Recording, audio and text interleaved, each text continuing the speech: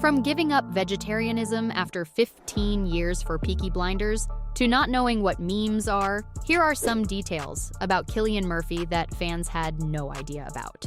You might know him for his amazing portrayal of the mobster in the hit TV show Peaky Blinders. But trust me when I say that his life is just as interesting as Thomas Shelby's. Even though he's a super private person, I got my hands on some juicy details about his life that I'm sure you didn't know about.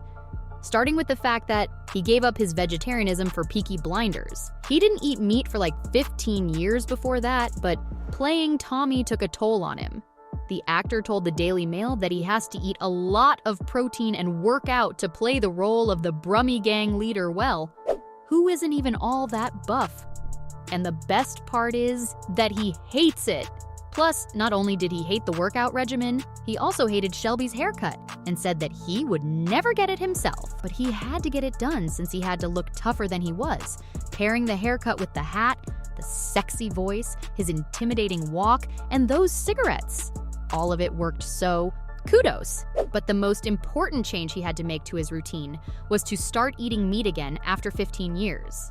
The makers of Peaky Blinders didn't want him to look like a skinny Irish fella. Murphy's gym instructor told him that if he wanted to be taken seriously, he should cut down on the plants and get some meat into his system. All of their effort worked, because Thomas was a force to be reckoned with. But he almost missed out on it. He had to fight with Jason Statham for the role. Yep, the guy who fought a Meg was beaten out by the Irish actor for the part.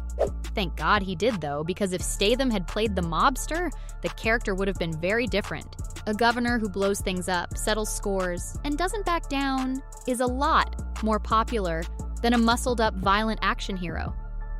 What made Murphy stand out was the fact that nobody could guess that such a formidable character would have such a sensitive side. And to be honest, Statham couldn't have pulled it off. Shelby is a sensitive soul who has been hurt by a broken world. He has a quiet, wary quality that he shows through strong facial emotions, rather than through calculated movement and size. But the creator of Peaky Blinders, Stephen Knight, told Esquire that he thought of Jason first, but then he met Cillian, and the rest, as we say, is history.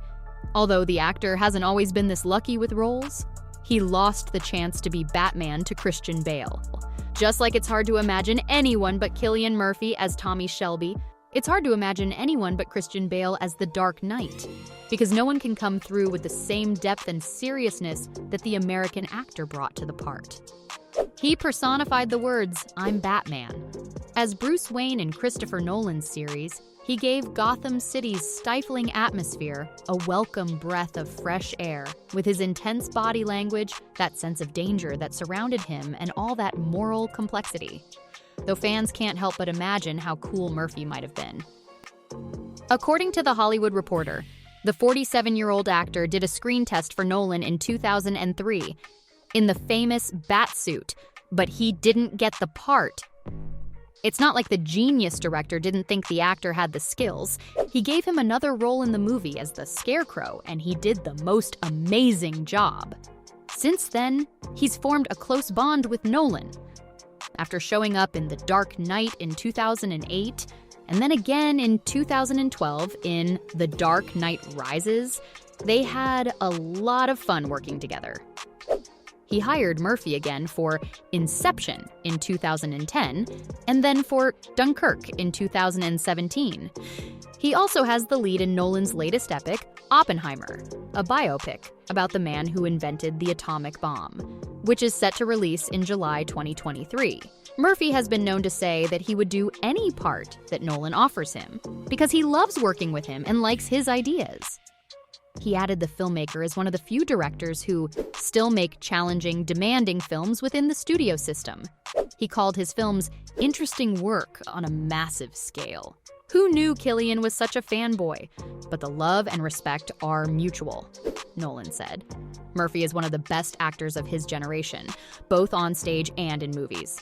And working with him over the years has just gotten better and better. But acting isn't the only skill that he has. The guy can play the guitar too.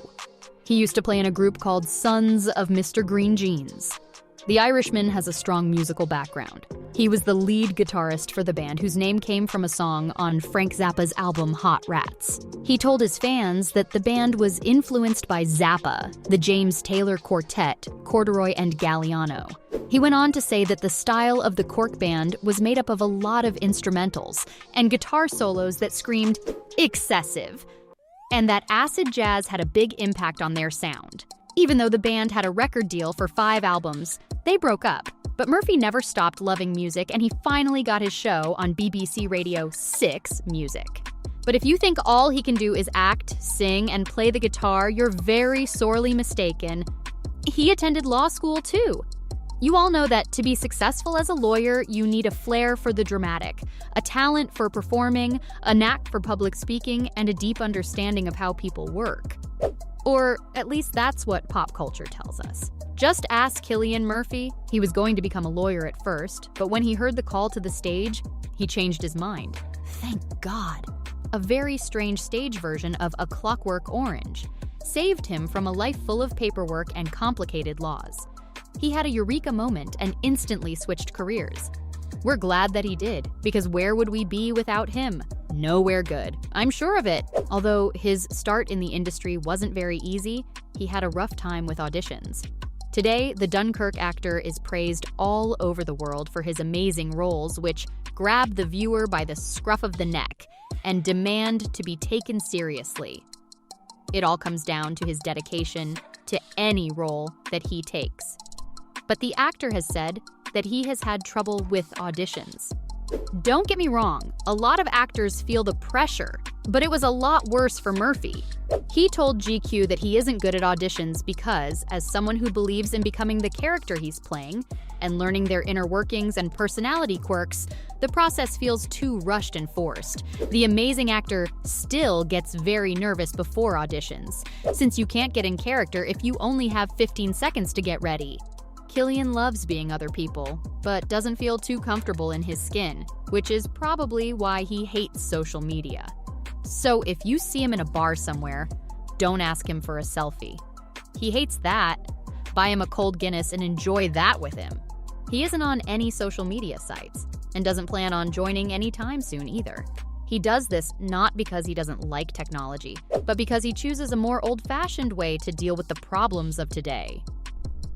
When asked what he wanted to do with his life, he told GQ that he strives to be good and kind.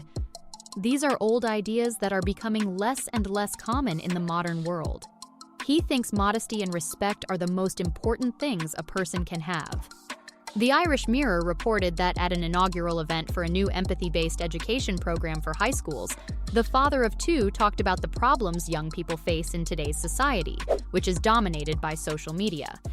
We're all aware of how online life and the internet affects us. To Murphy, it's a great idea to teach students about empathy as part of their classroom curriculum. He tries to impart this wisdom to his kids too. There you have it.